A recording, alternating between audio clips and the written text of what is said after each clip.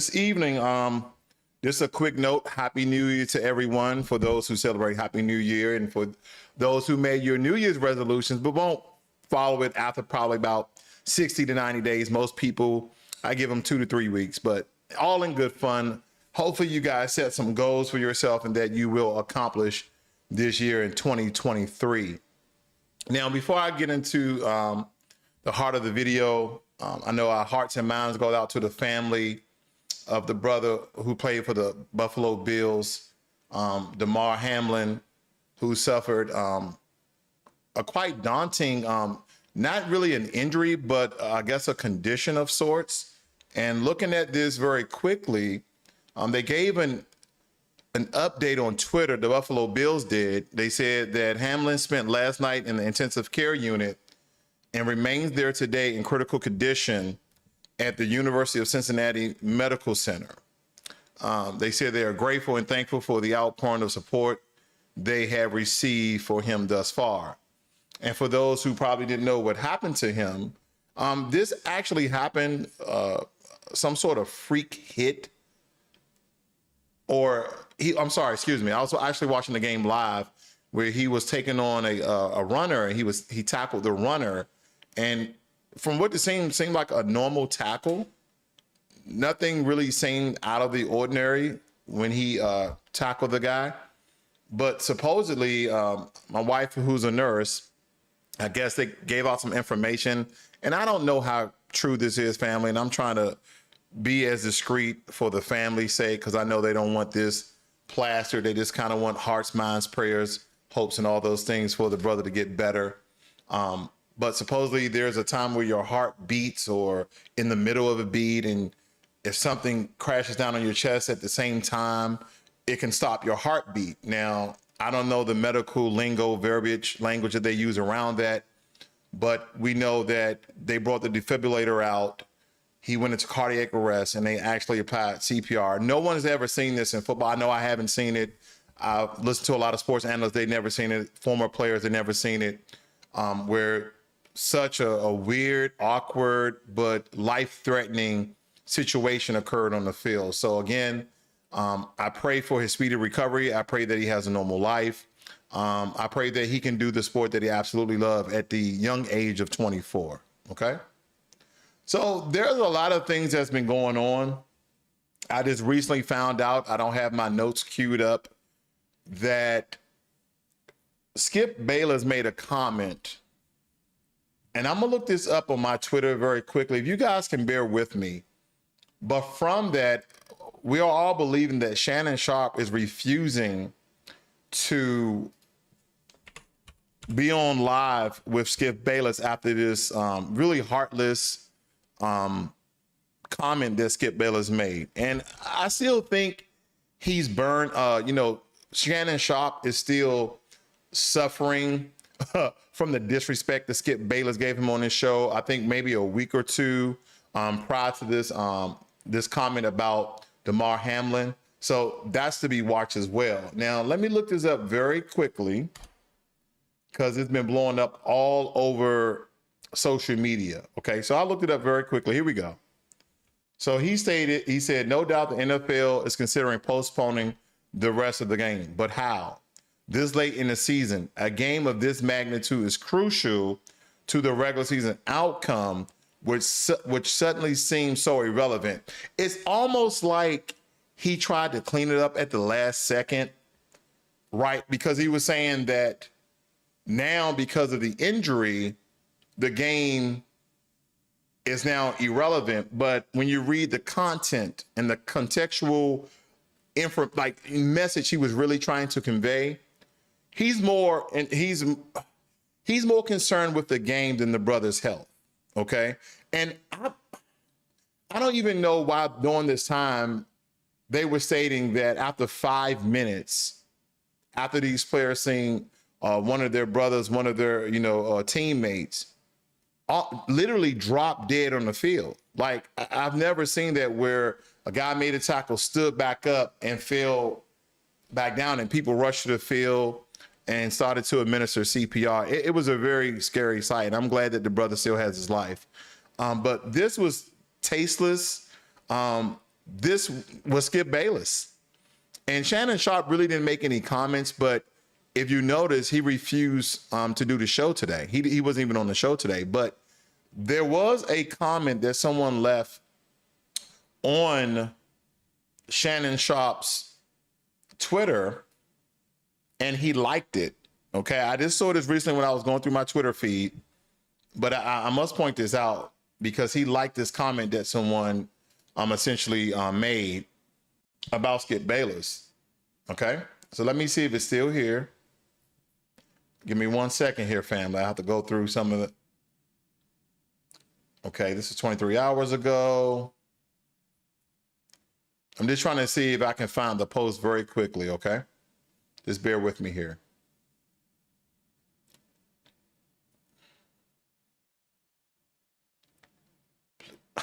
So here's the tweet right here, family.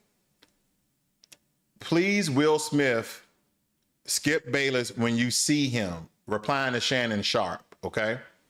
And supposedly there's a hashtag or something like that Shannon Sharp actually liked the tweet. Basically, that means slap him for his tasteless comments, very heinous comments of this brother almost losing his life on the field, okay? So there's a lot of things going on, as they always are, but we're going to run down some of the news here, family. Please leave your comments. I'm going to read your comments. And last but not least, for some of my updates, I know you guys noticed I'm rebranding the channel. I was with Financial Literacy 101 for quite some time because I mainly spoke about financial literacy, and I still will, family. I'm still going to give you financial information, but because my channel has transformed, I'm giving a lot more news, a lot more political insight, a lot more Black empowerment pieces. So I'm just going to name the channel Blacklogic. Okay, that's the new name of the channel. Blacklogic. That's a tag I've been using for a very long time, kind of in the back scenes, not so much on my social media platforms. But I'm rebranding all my social media sites here pretty soon, starting with YouTube. I'm getting some things created for the channel, some pick art. I know you see some cheesy things I didn't put together really quickly, but I wanted to rebrand it for the year nonetheless. So that's the new channel, Blacklogic. Same guy, same information, but we had to rebrand the channel here so people don't get confused. Is this about politics? Is this about news? It's about everything, okay? And a lot of times people ask me, what does Blacklogic actually mean, right? Is Blacklogic because you're Black and you're going to speak logic to topics that you're going to come up with? Not even that. Blacklogic, and this is from my perspective when I first created, is that sometimes the logic that I give may be unknown to someone who dwells only consciously, right? If you dive into your subconscious mind, if you are a high-level thinker, if you are a future thinker, then you will probably get some of the things I say here. If not, then this may not be the channel for you, which I understand. But if you believe that you're intelligent, and every now and again I say some intelligent things, I'm not stating that I'm super smart. I'm not, but nonetheless, that's the meaning behind Blacklogic. Kind of in a nutshell. It's more in depth than that, but I don't want to bore you guys. Okay, let's dive right in here. So, of course, the war with Ukraine is still occurring. Ukraine did a deadly strike on Russia. They're making big waves about that. But again, family, don't forget that our tax dollars are going to Ukraine. We're the most powerful nation in the world by the way of our military. And so we've given a lot of military aid to Ukraine. So, of course, if Ukraine is kicking Russia's butt, then that's the reason why. I don't have a dog in the fight. I don't have anything negative or positive to say about either or. I just hope that innocent people stop getting killed. All right. Next, when I think about C-19, and everybody knows what C-19 is, it's not only on a rise in China, Asia, but it's also on a rise somewhat with the different variants in America. And I know you guys have been prompted to go and get your different types of medicine. Okay, you know what I'm talking about. So there's a lot of information with that. Believe me, there's going to be variants coming out all the time. C-19 is not going nowhere for a very long time, and we're going to have to learn to live with it. So whoever is covering up and protecting themselves because you're high risk because of underlying issues that you may have, then you probably need to continue to do so, okay? A lot of us are probably operating off of herd immunity or some sort of medicine that you've taken. That way, if you become sick, you don't fall ill and die, all right? Other news, I'm gonna read some headlines here for you guys. I see we got my boy Dexter Beckson here, Jermaine Anderson, Red Wine Entertainment, and also Hennessy Black. Hopefully I broke that down for you, Hennessy Black. Someone says, is this Blacklogic or financial education? It's all of the above. Now, as we were saying here, this is a story that came out of California. Tesla, and you notice they're always trying to post Tesla high here just because of Elon Musk family. They have a real stick in the butt about Elon Musk just because a lot of the things he's been doing with Twitter. He's always been in the limelight, and as the richest man in the country, he's not your Jeff Bezos, he's not your Bill Gates, he's not your Warren Buffett.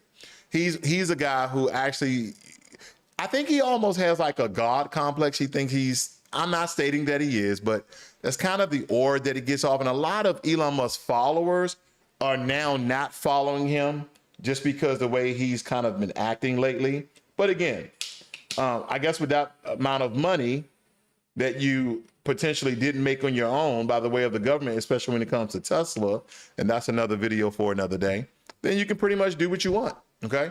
But here's a quick story I wanted you guys to see. Somewhat daunting in a sense, but I'll let the story read for itself.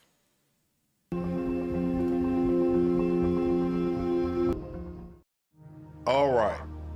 So Red Wine actually brought up something that's very important because the Twitter files is hot right now. And even though there are some people who's unfollowing him, there's a lot of people now following Elon Musk because he's releasing somewhat the Twitter files that the government has been trying to suppress people, organizations, businesses, countries. He's releasing it all essentially, where the prior CEO of Twitter pretty much kept those things in a digital vault, so to speak.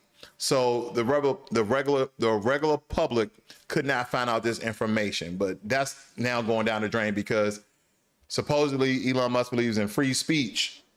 Unless you're talking bad about him, then he's going to sue you for defamation. But anyway, that's neither here nor there, okay? Let me move on here, family. Just going through the news. There might be some things that you may not have seen. I'm not going to speak about the Pope. What else do we have here? They say C-19 and the flu putting massive pressure on NHS. That's the National Health System. That came from the health secretary there. Market Watch, far right corner, recession is what everyone is betting on in 2023.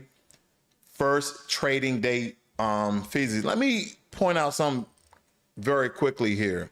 Now, and I stated this, I want to say back in February or March of last year, that we've been in a recession for a long time.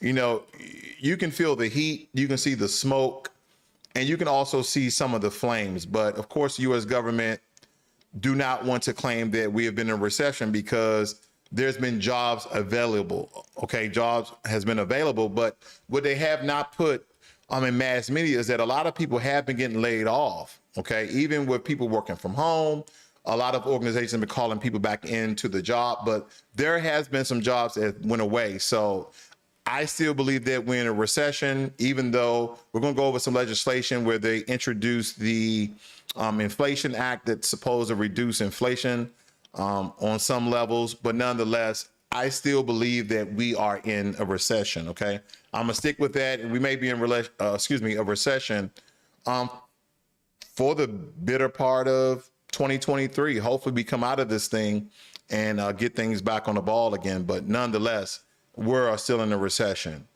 And someone sent a clip to me today of a gentleman speaking about the difference between the poor, the middle class, and the rich. And family, I don't want to butcher it, but the gist of it was poor people make money to pay bills, right? That is their psychology about making money. I need this amount of money to pay my bills. That's it. The middle class, their philosophy is I need to obtain good credit so I can take out a loan to, again, pay other people, just like the poor people, essentially, right? The poor people say I need to have a job to make money to pay my bills, which essentially goes to someone else. Middle class, I need to build up my credit. I need to have good credit to take out large loans in order to pay other people.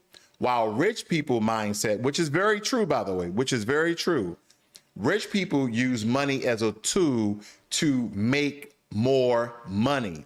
What does money really create for you? I mean, yes, it can buy you all the wants and needs and your heart's desire, but it also creates opportunities for yourself and also other people, okay? I know Mike Epps said a statement, I forgot who was interviewing him, but basically he said, when he really thought about how people go hard in the paint trying to make all this money, but it's basically to buy a bunch of bullshit. And he said he's no longer going to sacrifice, probably his time, his health in order to attain money just to buy a bunch of shit. But I get what he's getting at. A lot of us have these goals of this figuring out, like we want to make $1 million this year, $2 million this year. But what is the purpose behind that? Is it to obtain the new luxury car, a bigger house, newer clothes, whatever the case may be? So you may want to find out why you want to be financially successful, right? I know some of you like, I want to send my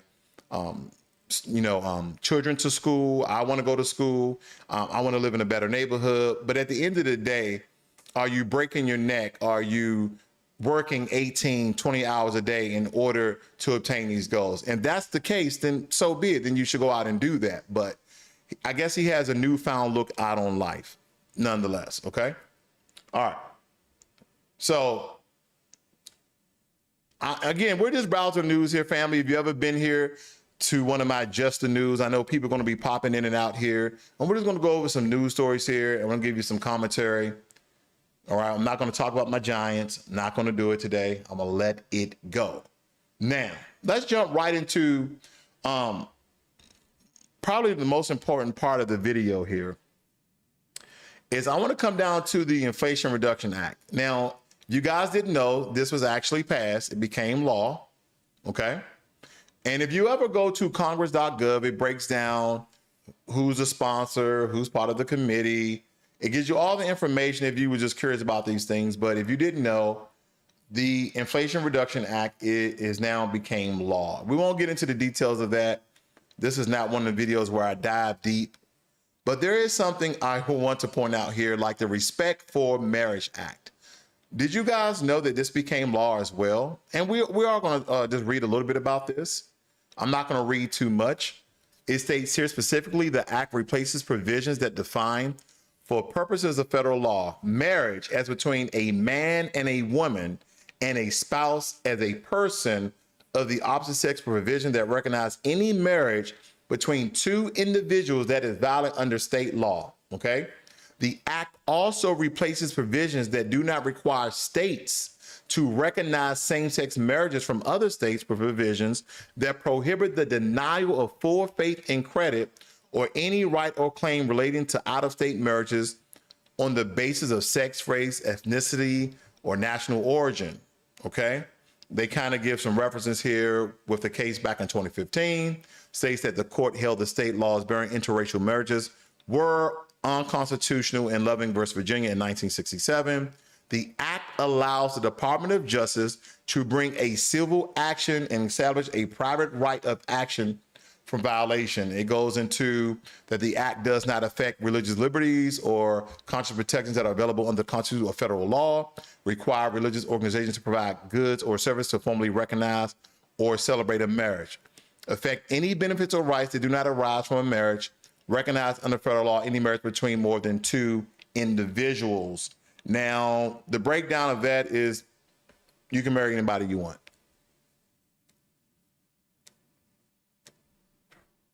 That's all that is. Yes. Beth says real estate prices have fallen in Colorado pretty badly. Well, real estate is falling around the country. It kind of cooled off in my area, but houses are still sky high in my area. Unfortunately, I mean, from some drywall, some wood, it's really kind of changed the way my wife and I are moving financially, where we are now retaining a bunch of our cash versus going out and splurging. We're kind of now being more vigilant with our finances when it comes to real estate and really jumping back in the market to acquire property this year. She has some personal goals when it comes to real estate, but as a team, we are jumping back in the real estate market because things are now cooling off. So yes, real estate family is probably a good time to get back in before they flood, before they flood the gates here and everybody jumps in. And a quick note, there are a lot of banks, there are a lot of businesses are now getting to real estate and they're buying up whole blocks and neighborhoods. So they are the ones who are essentially keeping real estate at a very high price. Now, without these large organizations, businesses, and banks, real estate may be close to where it was pre-pandemic or pre-recession, okay? I'm not going to get into the debate of when recession or not. We are. But there are cooling off some. There's another one here that I want you guys to take a look at. Now, we have the No Pain Act, okay? No Pain Act was introduced by a Republican of West Virginia, Shelley Moore. And I want to read what this is essentially about. It states here that the bill temporarily established separate payments for certain non-opioid treatments under the Medicare prospective payment system for hospital outpatient department services and the payment system for ambulatory surgical center services. The bill applies to pain management treatments that are able to replace or reduce opioid consumption as shown through clinical trials or data. The way I interpret that, family, is that they're trying to reduce the amount of fraud that a lot of these doctors were getting to by prescribing people who didn't have any, surgeries, or they was already past the point of, say, I don't have the medical language for it, but you get what I'm getting. They were past their prescription period, but they were still providing prescription for these opioids. And now they're like, no, we want separate payments, because they want to essentially see where the money is going. Because when Al, and you guys know what I'm talking about, family was suffering during the crack pandemic, we didn't have legislation like this. If anything, we had legislation to lock up our mothers, fathers, and grandparents, right? We didn't have assistance from the government where they made legislation to essentially stop drugs from coming into the country, stop drugs from going into black neighborhoods. We didn't have legislation like this, but we did have legislation to mass incarcerate black people for a gram, so to speak, of crack cocaine, but not regular cocaine, not the cocaine that the rich people can afford, where they, none of that. They didn't do that. But for this, they're gonna build legislation to provide relief for doctors who probably was being fraudulent in providing these fraudulent prescription to people who are hooked on opioids. All right. Moving right along. Now, this one is very interesting. Impeaching Joseph R. Biden. Let me just point this out to you, fam. I don't know if you guys was aware of this. Impeaching Joe Biden, President of the United States, for abuse of power by enabling bribery and other high crimes and misdemeanors. Now, when you guys find out who this person is, you already know that this is not even a smoking gun. This is not even a gun, so to speak, because this was introduced by no other than Republican Taylor Marjorie Greene, okay? This was introduced back in January 2021, and it's simply been introduced. It has not moved at all, okay? And it states here, specifically, the resolution sets forth an article of impeachment stating that in his former role as VP, that he abused the power of the office through enabling bribery and other high crimes and misdemeanors by allowing his son, Hunter Biden, to influence the domestic policy of a foreign nation, accept benefits from foreign nationals in exchange for favors. And this is probably getting into the whole Russia scandal. It states here that the article states that by such conduct, President Biden endangered the security of the United States and its institutions of government, threatened the integrity of the democratic system, interfered with the peaceful transition of power, imperiled a coordinated branch of government, and demonstrated that he will remain a threat to national security, democracy, and the Constitution if allowed to remain in office. And this has went absolutely nowhere. This kind of a waste of your tax dollars, of time, and all other sorts of things. The article also states that this conduct warrants immediate impeachment, trial, and removal from office, and disqualification to hold and enjoy any office of honor, trust, or profit under the United States of America. Family, that's not going anywhere, okay? For 2 years, it's been sitting here, and no one's making a move on it, all right? That was kind of during the time where everybody was butthurt that your boy Donald Trump didn't become president again, all right?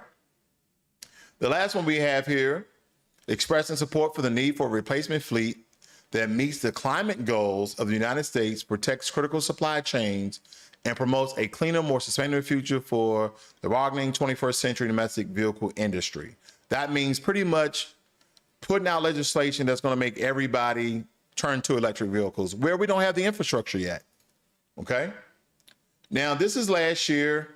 I'm just going to scan through this where a lot of these legislation has been pretty much just waiting and laid for Congress to act on it, which this hasn't happened yet, okay? I think the most notable one out of this one is the EAGLE Act, as well Respect for Children Survivors Act, okay? Moving right along. Puerto Rico Status Act. Now, this is a very important because I believe that the legislators and people who are in government in Puerto Rico wants to make Puerto Rico a state, right? And the reason for that is because, believe it or not, Puerto Rico is a very poor territory. Puerto Rico is a very poor territory, and they want state funding. They want to be able to call on the federal government in order to get aid when they need it as a state versus a territory. And if you notice, right now it's passed the House. It has not passed the Senate. It hasn't went to the president's desk. And this was introduced last year in July. And if you guys are unaware of this one, it states here that the bill provides a plebiscite to be held on November 5th, 2023 to resolve the Puerto Rico's political status. It says here, it offers eligible voters a choice of independence, sovereignty, and free association with the United States or statehood. Now, let me just tell you, I'm pretty sure that the people of Puerto Rico want to make this independent and sovereign, free country. But as I stated before, the lawmakers, the legislators, the people in the Puerto Rican government, they leaning towards statehood in order to receive those trinkets from the federal government. The Puerto Rico State Elections Commission shall carry out a nonpartisan voter education campaign through traditional paid media and make available at all voting locations voter education materials related to the plebiscite and invite national and international election observers to assure transparency and confidence in the electoral process. All voter education materials and ballots used to carry out this bill should be made available in English and Spanish. So I know there's a lot in government that goes on, and some of you like, how these, you can go right here and represent the information for yourself. Believe it or not, this is probably some of the best news you're going to receive, family. Going to this site, reading a lot of legislation that's been going on for quite some time here. And if you have any questions, you got any comments, please leave them in the chat there. I'll read them a little bit later. There's this one more piece of legislation I want to go over. Let me see what the family's saying here. Bet says interest rates are affecting the market negatively. I want to invest, but 7 to 8% is not going to work for me. Absolutely not. That is high price. Anytime you're trying to obtain funding or a loan in order to buy real estate. I understand what you're getting at there. He also states here that banks raise the rates sky high, cause the price to drop, raise the interest rates and buy it all. They don't have to worry about interest rates because they're using our money to buy interest free. In layman's terms, what he's stating is that because all of us keep our money in some form of bank, do we not? And because banks use our money to invest, they're using our money also to go and buy real estate, keeping the rates high while they can buy it literally zero interest. They can buy it at zero interest because they essentially own the property. So now they're just buying it. Like they're not even listing it. They're not even keeping them in foreclosure. You're gonna find some foreclosure properties, but there's a large mass majority of mega banks that are getting together using our money, which they would say their money, in order to go out and buy real estate, where it's going to be very difficult for entrepreneurs, independent real estate investors to go out and buy property. Now, people are still going to be in the real estate game. They're still going to go out and buy property, but it's going to cost them handsomely unless you come with top dollar, meaning that you don't need to obtain a loan, which most real estate investors, they do want to use OPM, other people's money, right? They want to put it under the LLC. They want to use their business credit. But even with your business credit, it's going to cost you at 8%, where at one point in time, I think it was around 4 or 5%. Correct me if I'm wrong. Let me move on. Now, when it comes to another piece of legislation that's important here, we have the Marijuana Opportunity Reinvestment and Expungement Act, okay? And this is for business family, not for you guys who are out there, chief and the keef or keef and the chief. I don't, whatever you guys say, I don't know. Here we go. Specifically, it removes marijuana from the list of scheduled substances under the Controlled Substance Act and eliminates criminal penalties for an individual who manufactures, distributes, or possesses marijuana, okay? I'm not gonna read all of this, family, but it states here, it replaces statutory reference to marijuana with cannabis, requires the Bureau of Labor Statistics to regularly publish demographic data on cannabis business owners and employees, establish a trust fund to support various programs and services for individuals and businesses in communities impacted by the war on drugs, imposing an excise tax on cannabis products produced in or imported into the United States, and or occupational tax on cannabis production facilities and export warehouses. Last but not least, I'm just going to read this last one here. Make small business administration loans and services available. Here we go. Here we go, family. And services available to entities that are cannabis-related, legitimate businesses or service providers. We're getting closer on a federal level to making cannabis, marijuana, legal in all 50 states and U.S. territories. This legislation here, this act here is more so trying to decriminalize marijuana. And also when it states here, make small business administration loans, SBA, available to people who wants to deal in the business of selling cannabis, okay? So they're paving a way for you to go out and build your business and selling marijuana, okay? I am going to read a little bit more here. It says, it prohibits the denial of federal public benefits to a person on the basis of certain cannabis-related conduct or convictions. Let me read that again. Prohibits the denial of federal public benefits to a person on the basis of certain cannabis-related conduct or convictions. Prohibits the denial of benefits and protections under immigration laws on the basis of cannabis-related event.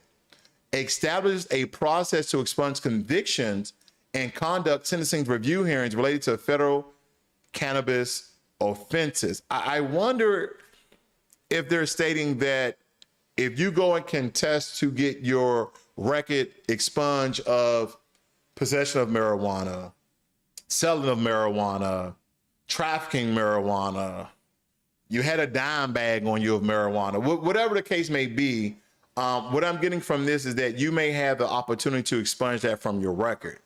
But my thing is this: why not just put inside of this legislation here that anyone that was convicted of a marijuana charge, right, outside of you bringing in kilos at the time of marijuana, that it would be automatically expunged from your record, federal and state.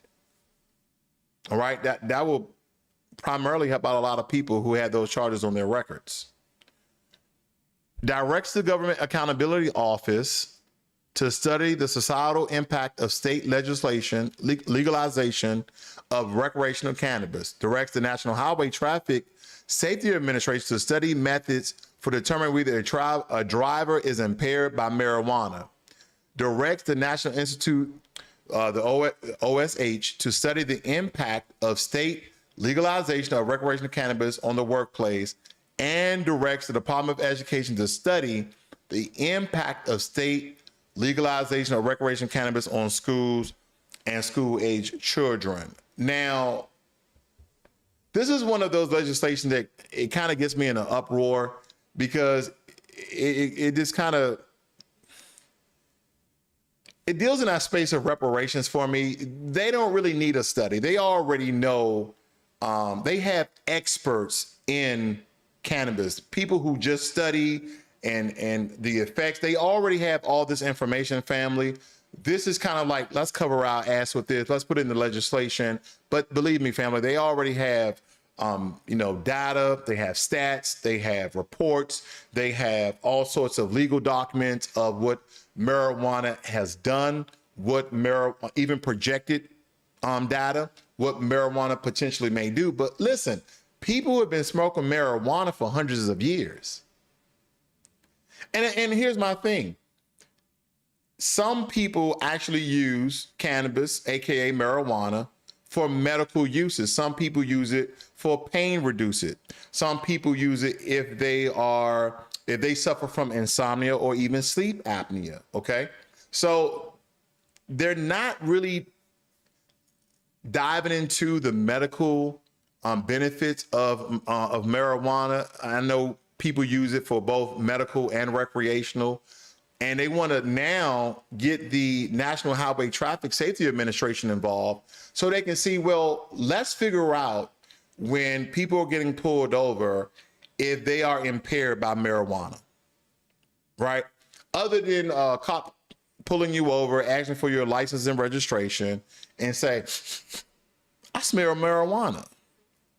And family, there's all sorts of strands, all sorts of types of marijuana, and you'll be a fool if you say, well, what type of marijuana do you smell?